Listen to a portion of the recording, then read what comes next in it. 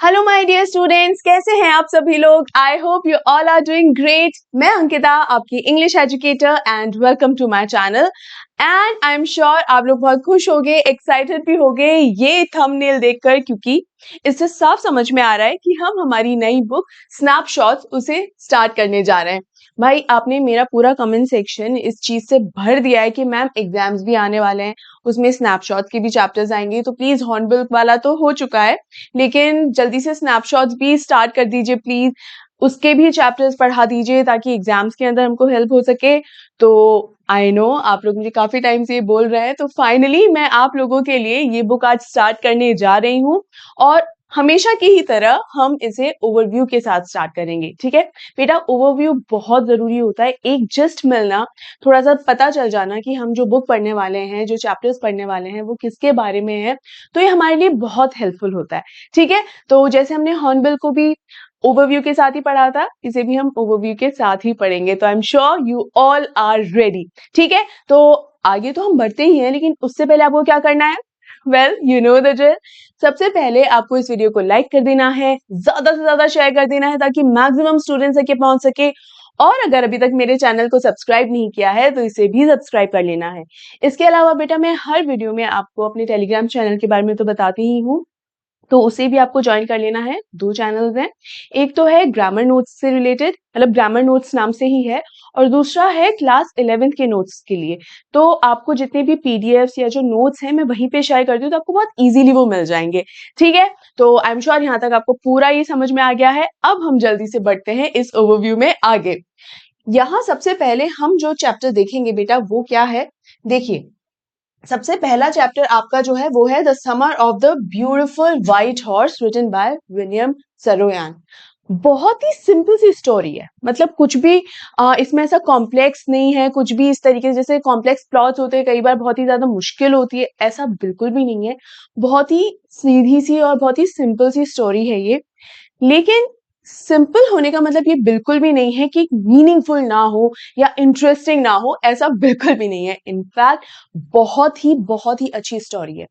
हर बार मैं आपको कोई भी चैप्टर हो या पोएम हो, आपको मैं ये जरूर बताती हूँ कि यू नो अपनी सोच को बिल्कुल भी लिमिट ना रखें। बिल्कुल भी सिर्फ ये ना सोचें कि बस हमारे सिलेबस का एक हिस्सा है, उसको हमने पढ़ लिया, समझ लिया और बस हो गया। नहीं बेटा, जो भी आपकी चीज, जो भी सिलेबस में आपकी जो चैप्टर्स होते हैं, जो भी पोएम्स होती हैं, या किसी भी सब्जेक्ट का कोई भी चैप्टर आप उठा लीजिए, कोई रीजन होता है कि आपकी क्लास के अकॉर्डिंग वो चैप्टर आपको पढ़ने को मिल रहा है। There is a reason.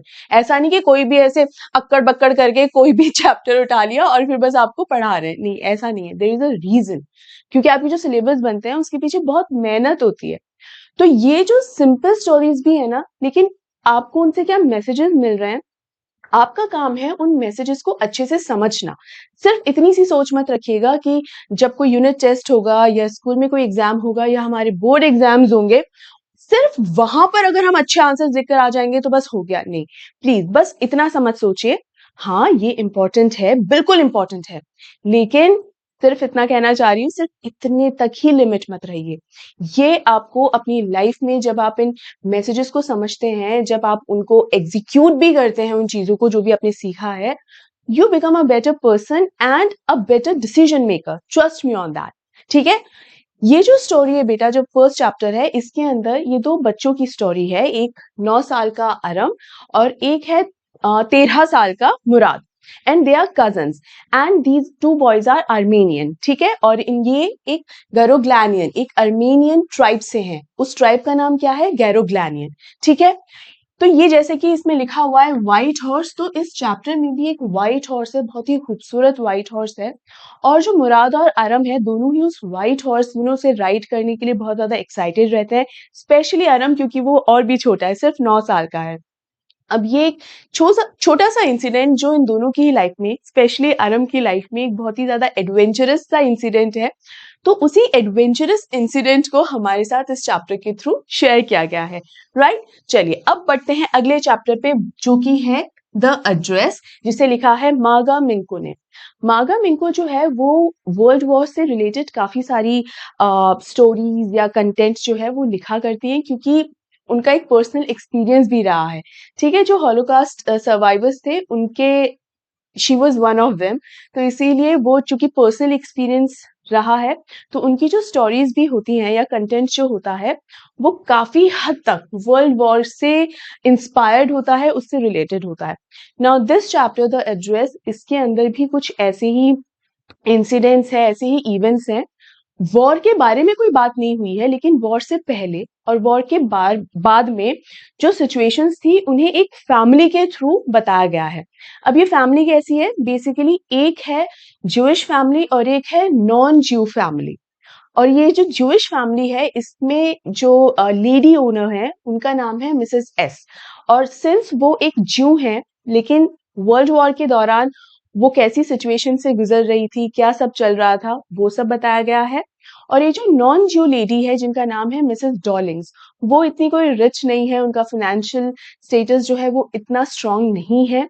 लेकिन मिसेस एस मिसेस डॉलिंग्स को अपना सारा सामान किस तरीके से दे देती हैं ताकि वर्ल्ड वॉर की ये जो सारी टेंशन है जब दूर हो जाए, जब थोड़ा सा काम और थोड़ा सा पीसफुल माहौल वापस आ जाएगा, थोड़ा सा स्टेबल हो जाएंगी कंडीशंस, तब शायद मैं अपना सारा सामान उनसे वापस ला सकूं।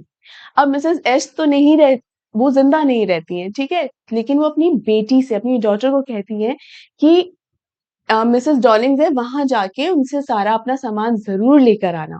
नाउ ये जो सामान है वो सिर्फ सामान एक मटेरियलिस्टिक चीज के हिसाब से नहीं है कि अरे मेरी चीजें वहां पड़ी है, नहीं। ये एक मेमोरी की तरह, एक कनेक्शन की तरह है। जैसे आप लोग भी सोचते होंगे ना, जैसे आपके कुछ बचपन के खिलौने होते होंगे, तो जब आप उन्हें दोबारा देखते हो बहुत टाइम के बाद, यू फील अ कनेक्शन। तो ये कनेक्शन और ये जो मेमोरीज और ये जो नॉस्टैल्जिक चीजें होती हैं, ये उसके बारे में है। अब जब ये डॉटर वापस मिसेस डॉलिंग्स के यहाँ जाके वो सारे सामान को देखती है जो एक समय पर उनका हुआ करता था, तब उसके अंदर क्या इमोशंस आते हैं, क्या उसे फिर से वही कनेक्शन फील होता है या कुछ भी फील नहीं होता है, क्या होता है, उस बारे में ये स्टोरी है। And it's a wonderful story, wonderful chapter. ठीक है, आई एम श्योर बेटा ये भी समझ में आ गया होगा। आगे बढ़ते हैं, और जो अगला चैप्टर है वो है Mother's Day, written by JP Priestley. Mother's Day basically यहाँ पर एक मदर को अप्रिशिएट, उसके काम को, उसकी मेहनत को एक्नॉलेज करने की कोशिश की गई है।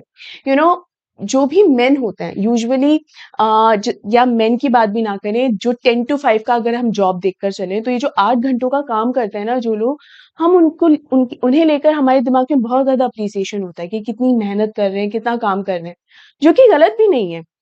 लेकिन मदर्स जो होती हैं उनका काम 24/7 का होता है। कोई संडे मंडे कोई छुट्टी नहीं होती है, वो लगातार वो काम चलता रहता है।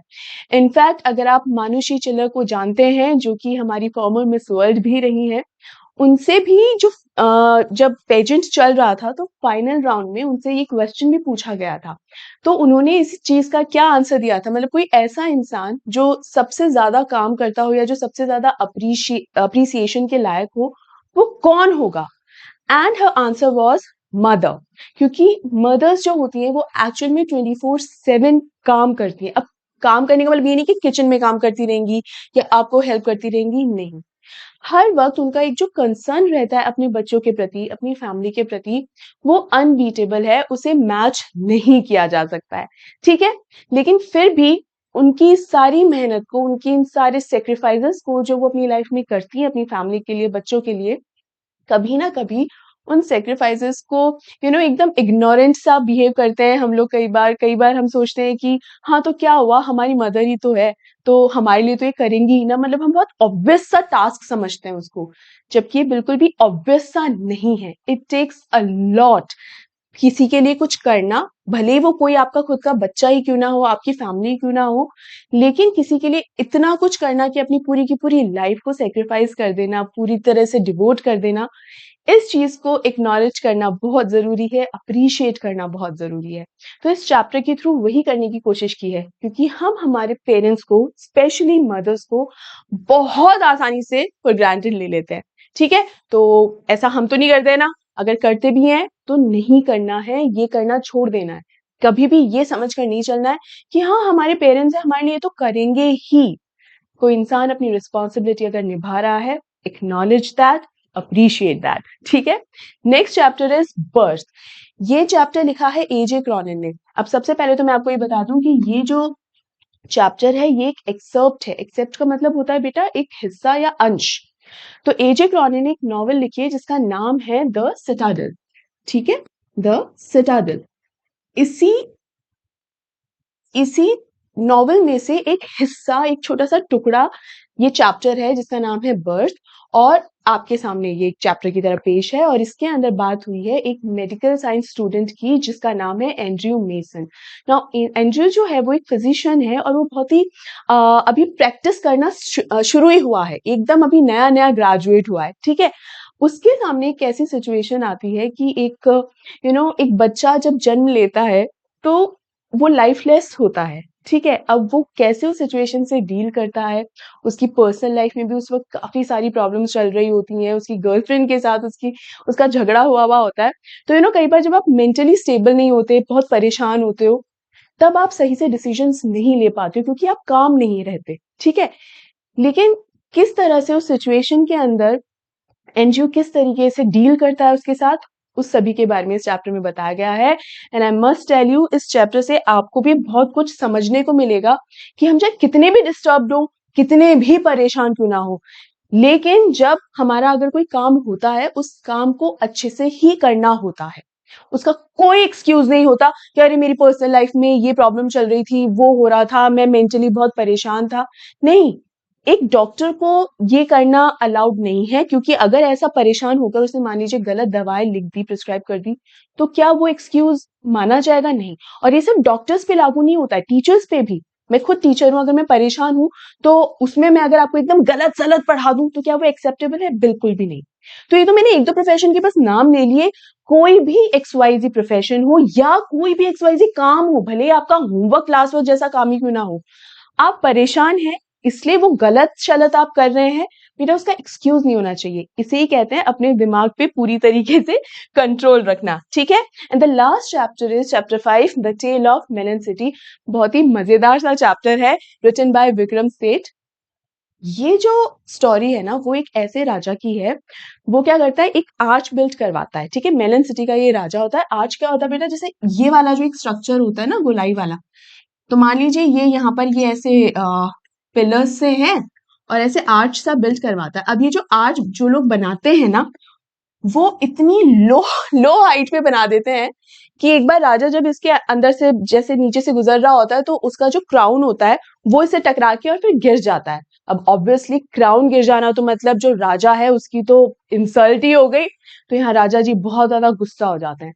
अब गुस्सा हो जाने के बाद राजा जी क्या क्या डिसीजंस लेते हैं या क्या क्या करते हैं, वो जब हम ये चैप्टर पढ़ेंगे तभी जानेंगे। लेकिन बहुत ही बढ़िया और अच्छा चैप्टर है ये भी। तो बेटा ये था आपकी स्नैपशॉट का एक quick overview. I am sure आपको सभी अच्छे से समझ में आ गया होगा और जल्द से जल्द हम इस बुक को, इस chapter wise line by line explanation ये सब देखने वाले हैं, स्टार्ट करने वाले हैं। एंड आई एम 100% श्योर आप लोगों को बहुत अच्छा लगेगा, बहुत मजा आएगा। ठीक है, तो जल्द से जल्द मिलते हैं हम हमारे अगले वीडियो में, जो कि होने वाला है इस बुक का chapter 1, the summer of the beautiful white horse. तब तक के लिए अपना ढेर सारा ध्यान रखिए। इस वीडियो को लाइक करना मत भूलिए, ज्यादा से ज्यादा शेयर कीजिए ताकि मैक्सिमम स्टूडेंट्स तक ये पहुंच सके। और अगर अभी तक मेरे चैनल को सब्सक्राइब नहीं किया है तो उसे भी सब्सक्राइब कर लीजिए और टेलीग्राम चैनल्स को भी ज्वाइन करना मत भूलिएगा बेटा। वहां पर आपको सारे नोट्स मिल जाएंगे।